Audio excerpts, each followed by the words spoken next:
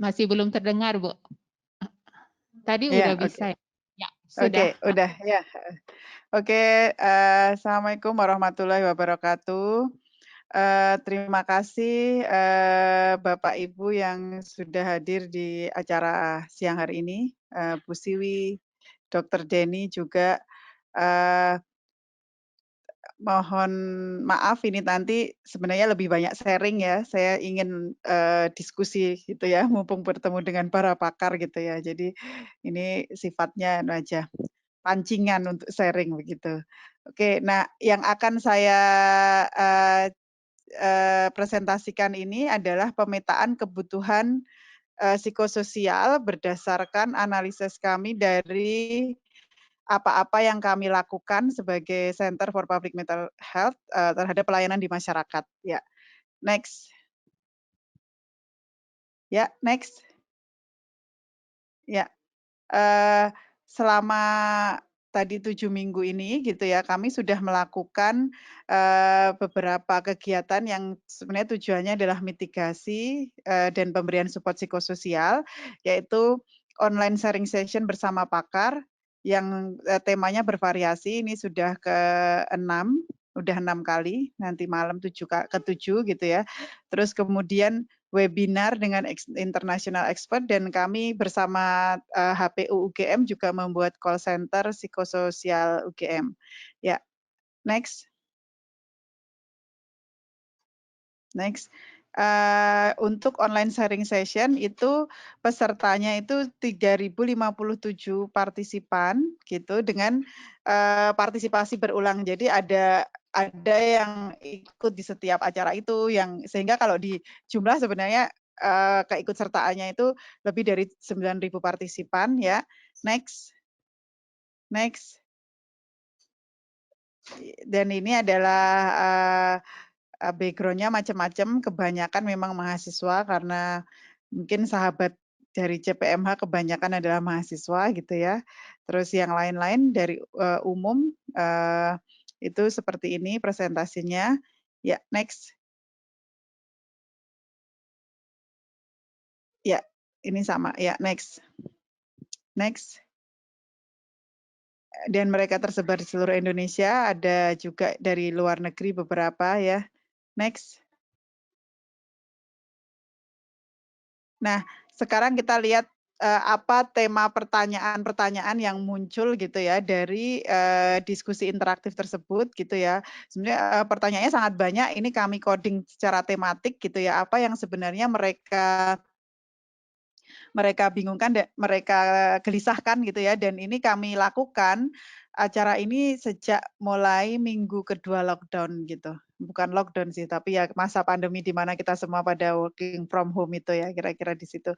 Nah, tema-temanya itu adalah agar teguh pendirian, artinya agar teguh bagaimana, mereka itu ingin ya bingung bersikap, misalnya suaminya ada di Kalimantan, dia ada di Jogja, apakah menyusul apa enggak gitu, apakah mudik apa enggak, itu banyak sekali pertanyaan seperti itu gitu ya, yang membuat mereka gelisah. Terus kemudian cara agar tetap produktif dari meskipun tidak kemana mana, kemudian dampak stres, dampak terhadap kesehatan mental, deteksi dini tentang apakah saya masih normal dan sebagainya, dilema kerja, edukasi, filter informasi, kemudian, intervensi tindakan psikologis, pertanyaan terhadap hal-hal yang mereka alami, kebijakan juga ya, kecemasan, yang wajar itu juga banyak yang mengeluhkan kecemasan.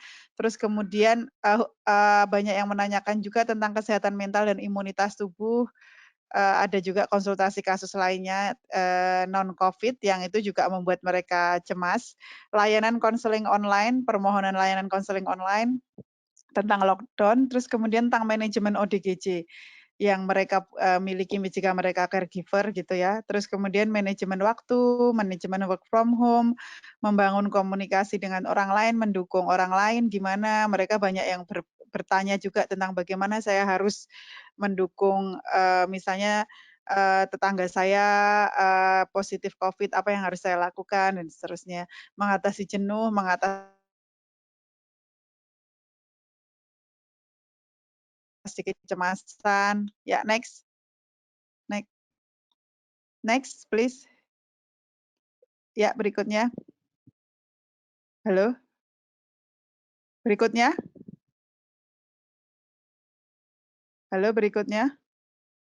Ya, mengatasi Memang agak kesepian, mengatasi stres. Iya, oke. Sebelumnya satu lagi berarti, satu lagi. Ya, satu lagi. Ini.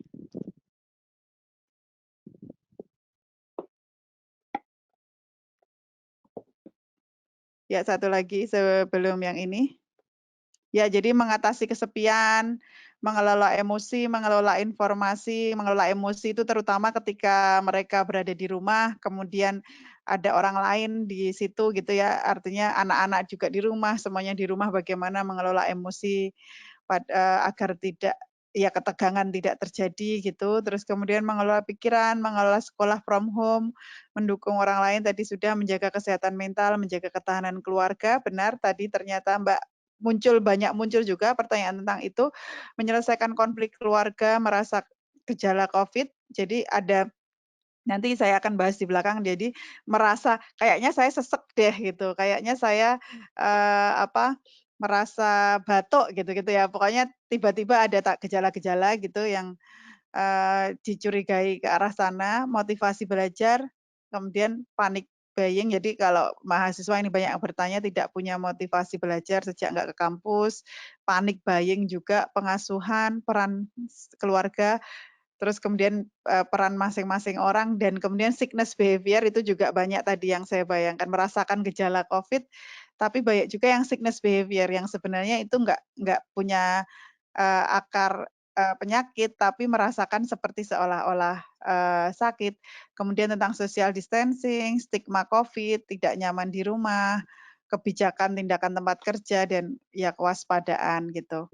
Ya, next. Itu tema-tema pertanyaan yang muncul dari, online sharing session yang kami selenggarakan. Terus kemudian kami juga punya namanya webinar series dengan Webex. Baru pertama, tentang kemarin tentang family strength dan crisis situation. Ya, dengan profesor dari Amerika, ahli keluarga. Ya, next. Nah, pesertanya itu ada 1.000 yang yang register, tapi yang hadir pada akhirnya 700. Sebagian itu offline, dari kantor BKKBN, jadi kami mengundang BKKBN, LIPI Peneliti Keluarga, Pemda, dosen, mahasiswa S1, S2, S3, dan kemudian sisanya kami buka untuk umum. Nah, dari situ juga kita menerima banyak sekali pertanyaan yang kalau di, coding itu ada beberapa hal seperti ini, next. Next.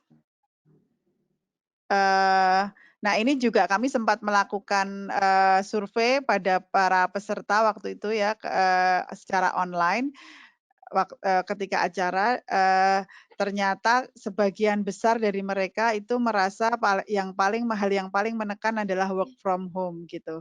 Kemudian kemudian ekonomi dan school from home gitu. Jadi, kita bisa lihat di sini dinamika yang menarik, ternyata work from home, school from home itu adalah sesuatu yang sangat, menekan bagi, ya menjadi sumber stres bagi ya next. Kemudian ini adalah tema yang muncul yang ditanyakan oleh para peserta webinar, yaitu tentang toxic family, lagi work from home, school from home, hubungan antara anak dan orang tua, kemudian ketahanan keluarga, resiliensi, bagaimana menolong orang lain, konflik keluarga dalam masa pandemi, terus kemudian perkembangan anak dan kemudian merawat lansia, kemudian komunikasi dan ekspresi emosi, komitmen, waktu berkualitas, long distance marriage, kemudian ya family strength dan budaya, pandemik dan keluarga, stres dan krisis, spiritualitas, dan juga tentang extended family gitu. Ya, itu ada sumber-sumber sumber-sumber stres yang mereka tanyakan ya. Ya, next. Ya, selain itu kami juga melakukan call center, membuat call center bersama HPU, ini sebenarnya programnya UGM, tapi, kami sebagai center kami, me-manage, ini, kemudian kita menjadi ada case manager yang di situ rujukan berjenjang ya, jadi, publik menelpon relawan call center, kemudian kita case manager akan mengalokasikan apakah perlu ke psikolog, psikiater, atau cukup peer counselor atau pendampingan psikososial gitu. Dari situ kita, melihat ternyata banyak sekali yang menelpon ke call center itu yang sebenarnya tidak perlu sampai bertemu psikolog atau psikiater, mereka hanya butuh didengarkan, butuh, social support, atau memerlukan bantuan-bantuan konkret seperti ekonomi maupun, fasilitas belajar. Ada yang laptopnya rusak dan sebagainya, kayak gitu, yang itu menimbulkan kecemasan gitu ya. Ya, next. Nah, kemudian kami juga melakukan systematic literatur review dengan protokol sederhana gitu ya, tentang, dengan keyword COVID-19 dan mental health, COVID-19 dan anxiety, COVID-19 dan depression gitu ya. Jadi apa sih sebenarnya psychological reaction, dalam pandemi situation ini dan siapa yang, rentan gitu ya, vulnerable group-nya itu siapa. Hasilnya seperti ini. Ya, next. Next.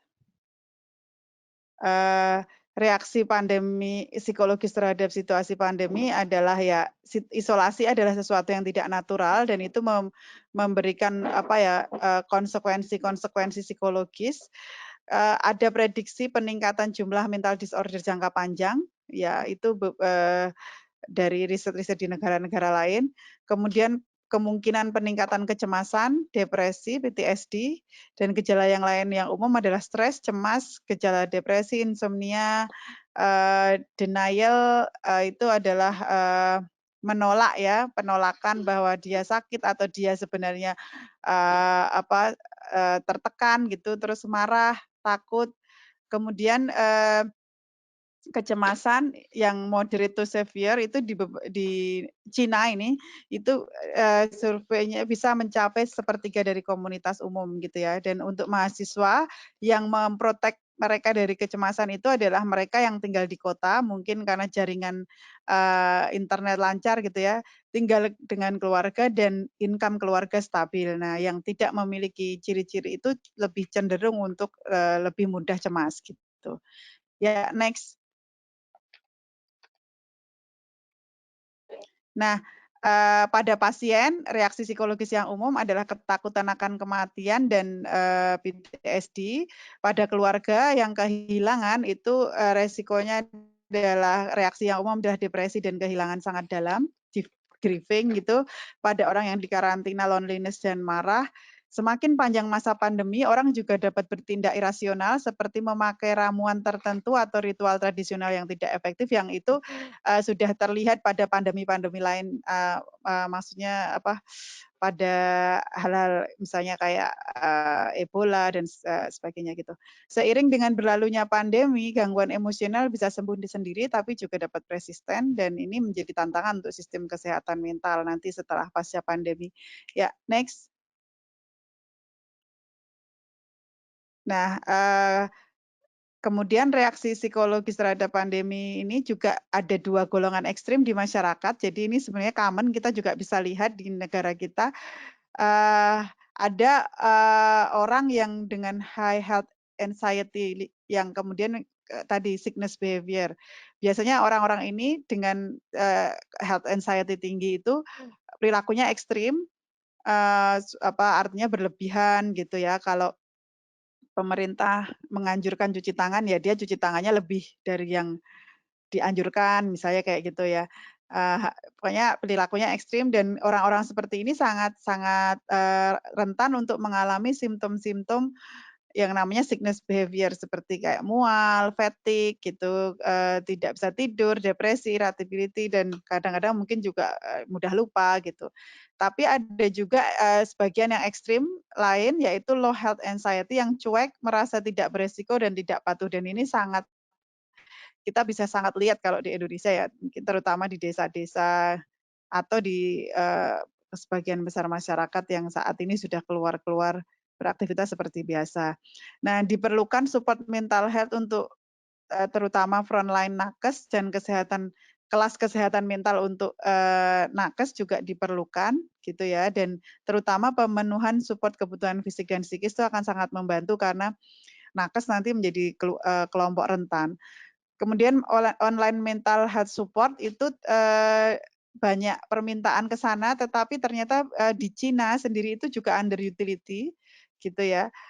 Dan kami juga dari pengalaman kami membuka call center di UGM untuk Sivitas Akademika itu, meskipun ketika kami survei kebutuhan itu sangat besar, artinya banyak sekali mahasiswa yang pada survei itu mengalami kecemasan tinggi, depresi tinggi begitu, tapi ketika kita membuka call center utility-nya rendah gitu, dan itu sangat mungkin karena kebutuhan support mental, kesadaran terhadap kebutuhan support mental itu rendah, dan juga bisa juga kalau di Cina dan mungkin juga di tempat kita itu digital divide ya, artinya masih banyak masyarakat yang sebenarnya tidak punya equipment yang cukup untuk melakukan itu.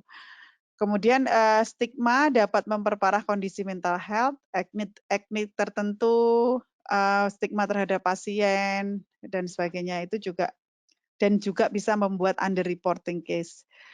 Gangguan jiwa dapat disebabkan atau diperparah oleh pandemi ini gitu. Ya, next.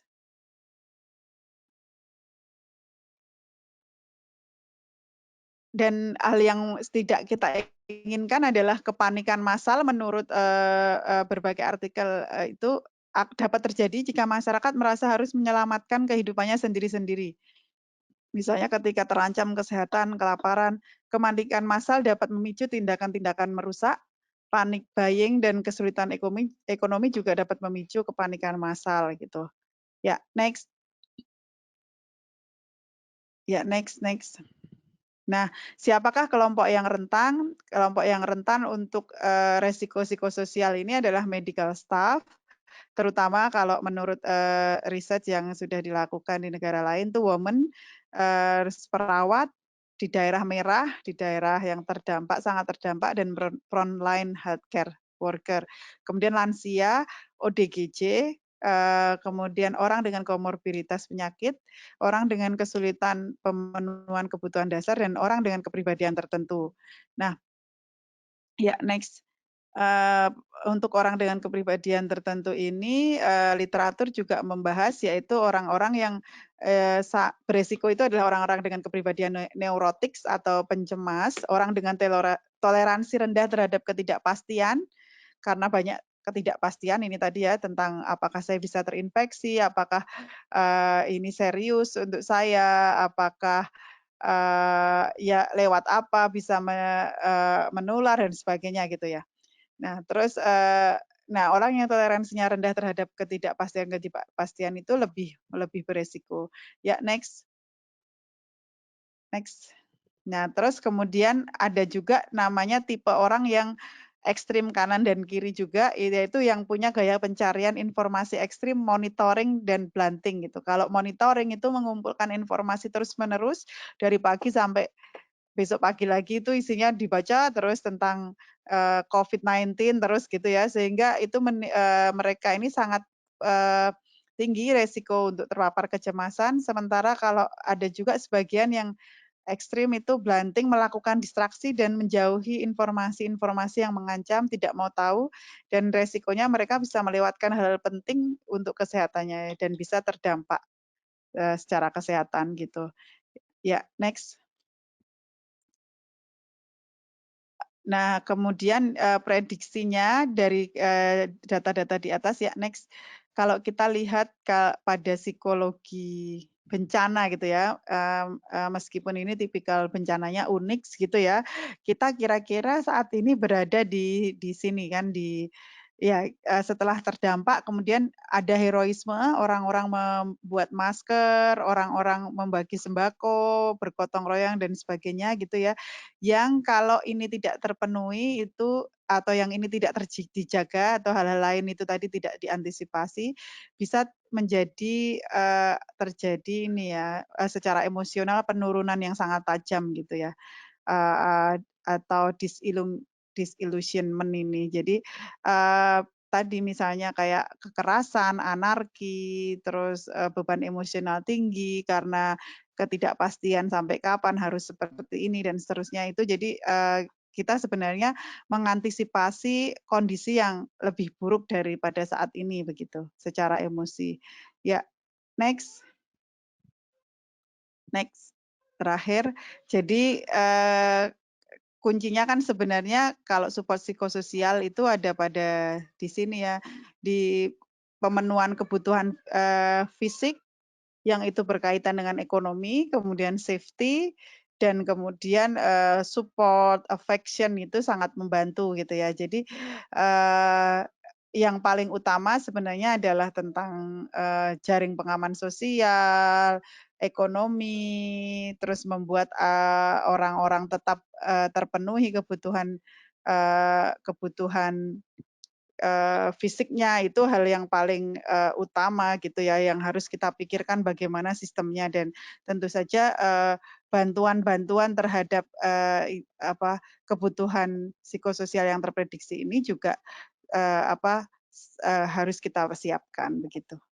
Ya begitu kira-kira yang bisa saya presentasikan. Terima kasih atas perhatiannya. Assalamualaikum warahmatullahi wabarakatuh.